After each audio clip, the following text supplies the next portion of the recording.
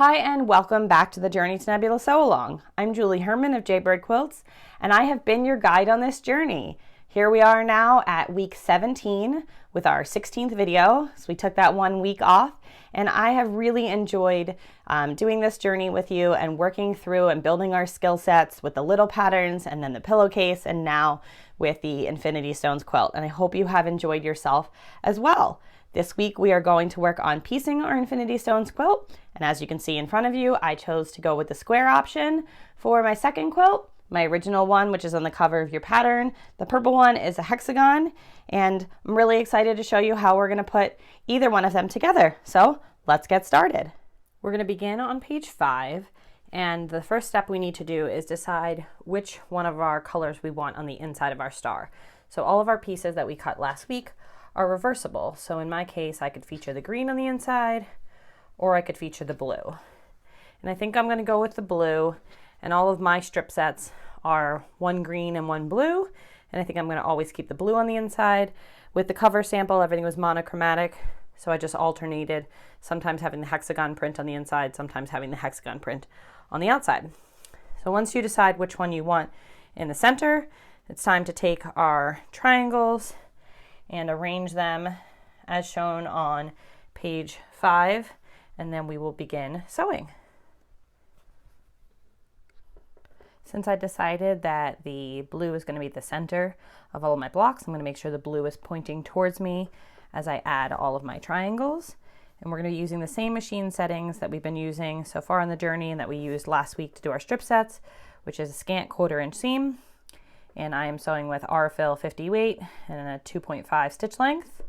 And I'm not going to pin these triangles since it's one piece, but you can pin them if that is helpful to you. So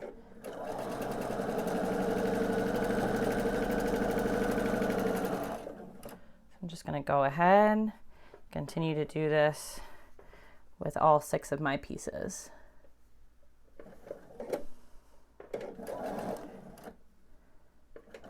We're now going to press these seams open. So quick refresher, I usually open first with my fingers, and then I will use my seam roller.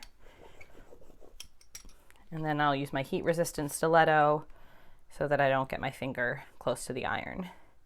And remember that pressing is up and down with a little wiggle. We're not ironing because we have bias here and we don't want to stretch it. And I always like to give it a good press on the front side as well. So I'm going to press all of those pieces and then get ready to add my second triangle. Now it's time for me to add the second triangle, and the alignment here is going to be that my notched corner of my triangle lines up with this corner of my diamond, and that my point of my triangle is going to go on the dog ear of my first triangle that I put on. And I like to sew from the inside of the block out, just so I don't get this seam caught anywhere. And again, you can pin this if you'd like, but I find it's not needed yet at this stage. And so I'm just going to continue that process, adding a second triangle to each of my units. I now have my second triangle sewn, and I'm going to go ahead and press this seam. Very similar manner to how I pressed the first one, which is open it up with my finger, use my seam roller, and then just give it a good press.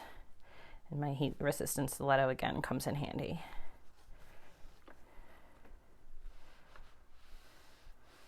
I'm going to go ahead and arrange 3 triangles of the same fabric as shown to make a half block. And I'm going to start by sewing these 2 pieces together.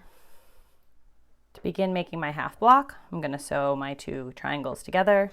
And in this case, I will go ahead and pin where my diamond and my triangle intersect. So I'll just go ahead and grab a pin. And I find it easiest to sew from the outside in. And if you choose not to pin, you can do that peel up method that we did back in week 2 when we were working on Seaside during our journey.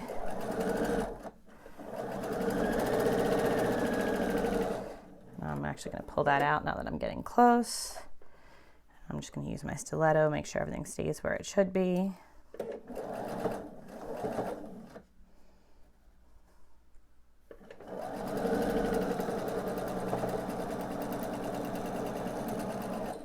And I will repeat that with one other pair for my block.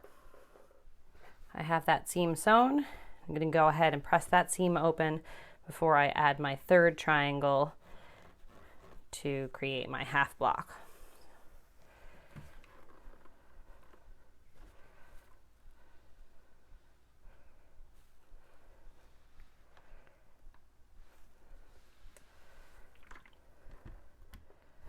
Go ahead and add my third triangle now, and my alignment is going to be that my point is going to line up with my point over here, my seams are going to match up, and then my center point is going to end up on the dog ear from my first pair. So right there. So I'm going to go ahead and pin this in the center, and since I want to sew it from this side because I like having the seams come towards me, it's going to have the one triangle underneath and the two triangles on top. I'm just going to go ahead and pin that middle seam, and I will sew my 1/4 inch.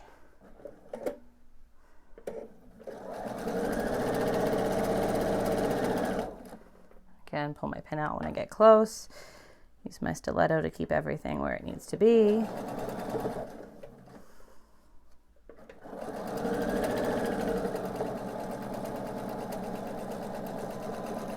And I'll repeat for the other half of the block. I now have my half block complete. I'm going to go ahead and press that seam. And I know it feels like there's a lot of seams pressed open, but it really does help alleviate the bulk, spreads it out, which will be helpful when we begin to assemble the quilt once all our blocks are done. Just going to give that a good press. Walk my way down the piece. And as always, I'm going to flip it over, give it a good press on the front as well. Now that my half blocks are complete, it's time to sew them together to finish one of my Infinity Stones blocks. And I suggest putting them right sides together and pinning at these 3 locations. And keep in mind your center seam is actually not your most important, because if it's all the same fabric, if it doesn't match up perfectly, that's going to be okay. I'd really focus on where these 2 seams line up. So go ahead, pin here, and you can pin here as well. We're now ready to sew our halves together, and as I mentioned, I'm going to focus on these 2 locations, so they're the ones I'm going to pin first. Just going to get them lined up on top of each other. Do the same thing with this one.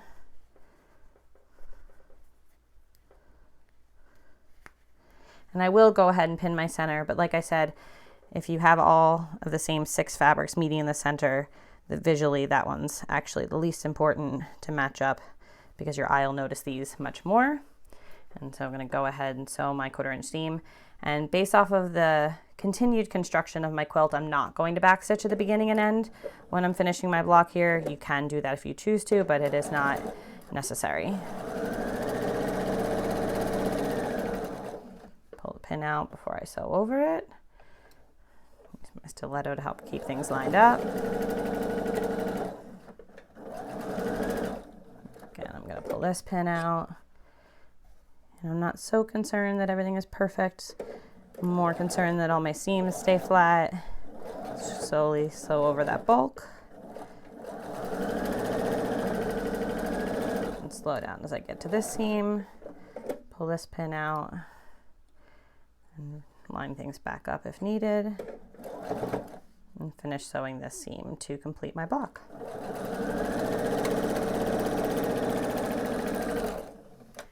Go ahead and repeat all of the steps on page 5 to complete each one of your Infinity Stones blocks.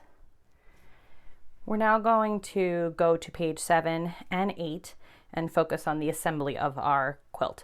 And I suggest you lay out all of your blocks on a design wall till you're happy with the arrangement, and then go ahead and lay out the triangles as shown. And depending on the location of the block will determine your triangle locations. Some of them are going to look like this, which is very similar to Candy Dish.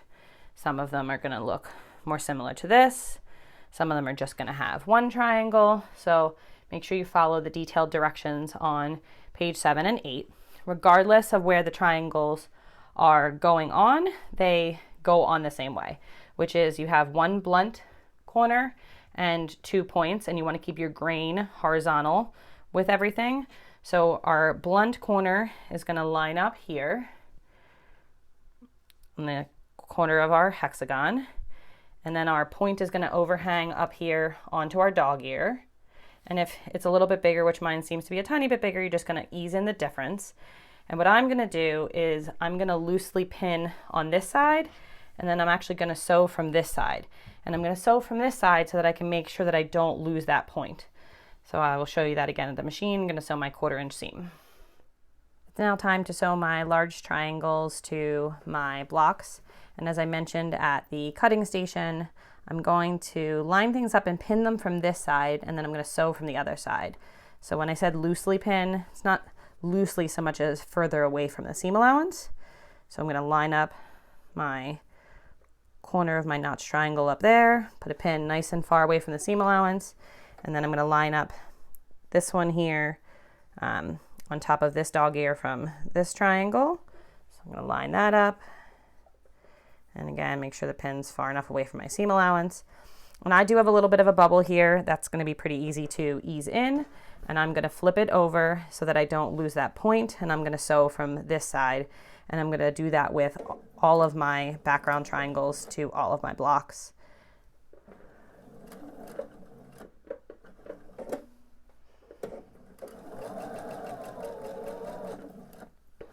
And again, I'm not backstitching because we will be adding borders to this, so it's not needed. As slow as I get to my point, make sure I don't flip my seam and make sure I don't sew the end of my point off. And then I'm going to continue.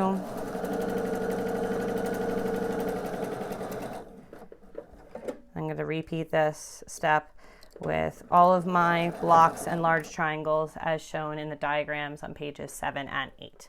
I have now sewn all of my large triangles to my blocks as shown on the top left of page 9. And I'm now going to sew those into blocks, and I'll show you the alignment of 2 of the blocks up close at the sewing machine. Now that I'm ready to sew my blocks together to complete my rows, I want to make sure that I get them lined up properly. So there's 3 places we're going to line up. We're going to line up in the center where these points will match.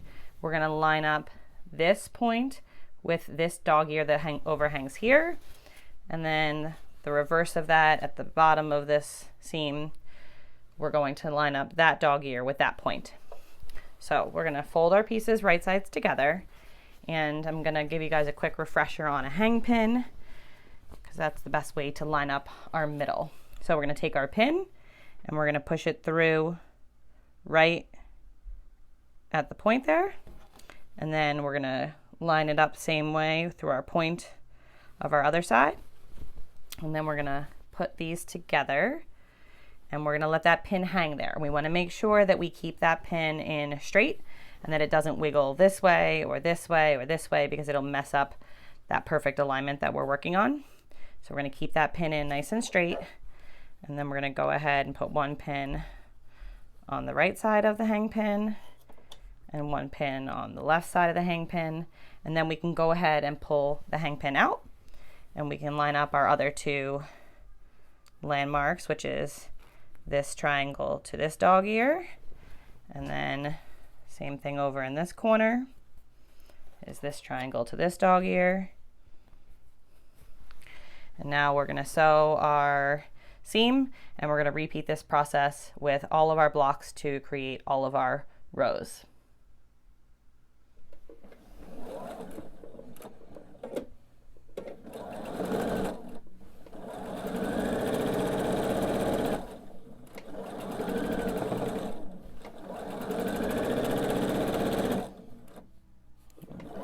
That's perfectly lined up because we used our hang pin.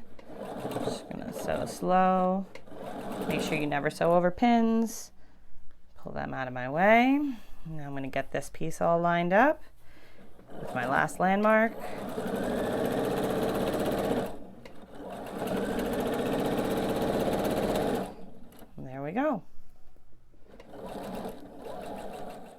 I've now completed constructing all 3 of my rows. So the next step is to sew my rows together to assemble the center of my quilt top. And the alignment is similar to when we put 2 blocks together, but I'll show you some close up at the sewing machine. Sewing our rows together is a very similar process as sewing 2 blocks together. We're going to pin and align at very similar places. So this point is going to align with that dog ear that's hanging out past the seam allowance over there. So we'll pin there, and then we'll do our hang pin at 1, 2, 3, 4 places, and then we will align down here our point into our point of our dog ear that's in the seam allowance. And so we will pin in those 6 locations and sew our scant 1/4 inch seam, and then we will repeat the process to sew the 3rd row and complete the center of our quilt top. I've now just finished sewing the 3 rows together to complete the center of my quilt top. So the next step is deciding which way I want to finish my quilt. These directions are on page 10 and 11, and your choices are to follow the directions on page 10 for a hexagon, or on page 11 to end up with a square. Now I'm going to do a square, mainly because I did a hexagon already, so I want to just try out the other option.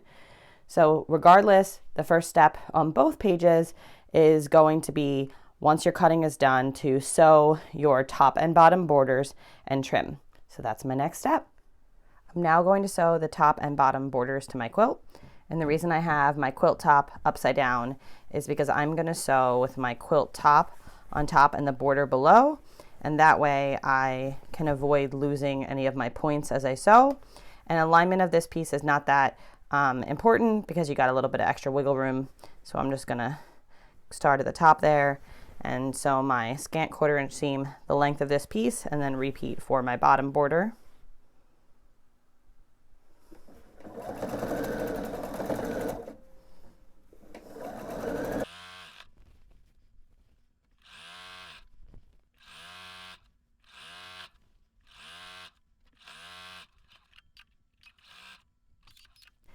Now I'm going to head over to my pressing station, and I'm going to press this to the border. No need to have this seam pressed open. I'm going to press it to the border, and then I'm going to trim this excess as shown in the pattern.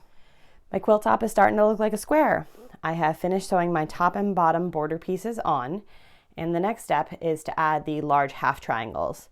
And these were cut from a large rectangle, but basically they are the same shape as the half triangle from the Sidekick or Super Sidekick ruler, just very, very large. And I will show you how we're going to align them up at the sewing machine. I'm now going to begin to sew my large half triangles to finish creating my square quilt top. And the alignment here is going to be that I want a 1/4 inch of this triangle showing. And so it's going to look just like that. And if you have any trouble eyeballing that, you can go ahead and bring your Sidekick or Super Sidekick ruler over and cut that point off, just like we did with Rock Candy and Candy Dish. But if you're comfortable eyeballing, that's the quickest way. And I will backstitch at the beginning and end of this, since we will not be adding any other pieces that will cross over this seam.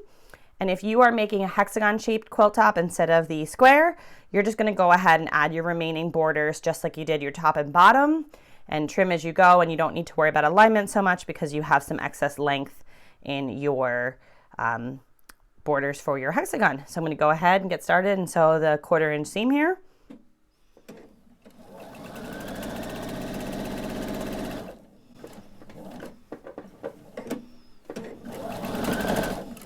And I should mention again, I sewed with the center of the quilt top on top and my half triangle in the bottom, so that I don't lose any of the points that I worked so hard to create in my quilt top. And you're gonna have this overhang, and that's totally expected when you get here because we did cut these a little bit oversized.